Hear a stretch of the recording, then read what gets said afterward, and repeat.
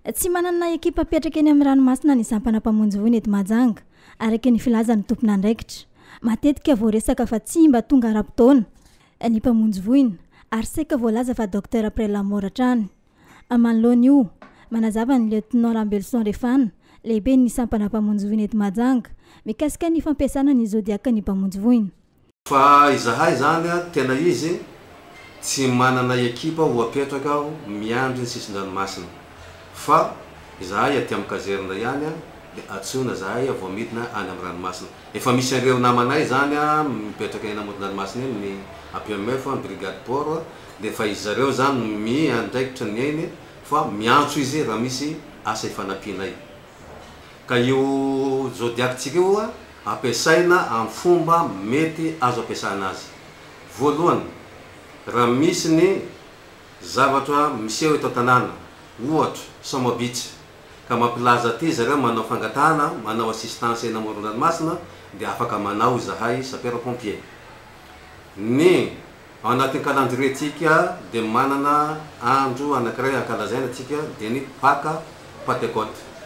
Amin'ireny fotoana ireny koa izahay dia manao assistance tsisy fangatahana fa asa sahanin'ny sapeur-pompier dia eny zay amin'ny petite plage, amin'ny village touristique dia any amin'ny grand pourvoi manao assistance mivezivezy eny anaty rano zay mijery sao dia misy olona rentrika eny amin'ny ranomasina.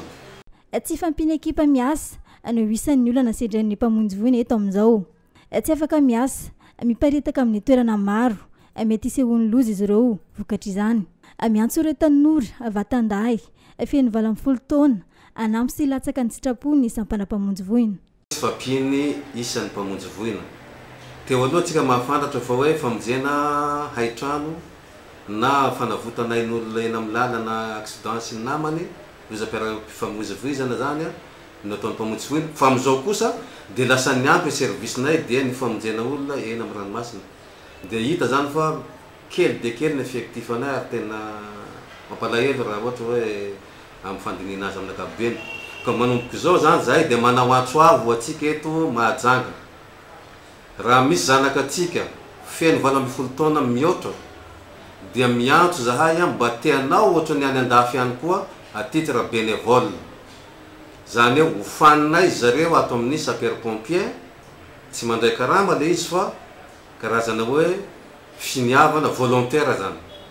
Dia ampianarina izy hainy ny asa eny an-dranomasina, hainy ny asa eto an-tanety dia rehefa vita amin'ny fiofanana raisina ny renseignement, raisina ny numéro téléphone dia raha misy ny loza ka ilana namana hanampy dia atsona fotsiny izy dia miara-mifarimbona miasa miaraka amin'ny miara-miasa amin'ny sampandrara misahana ny lozan-dranomasina toy ny APMF, ny brigade port ny mpamonjy voina amin'ny fotoana ilaina azy ireo indrindra rehefa amin'ny andro fety.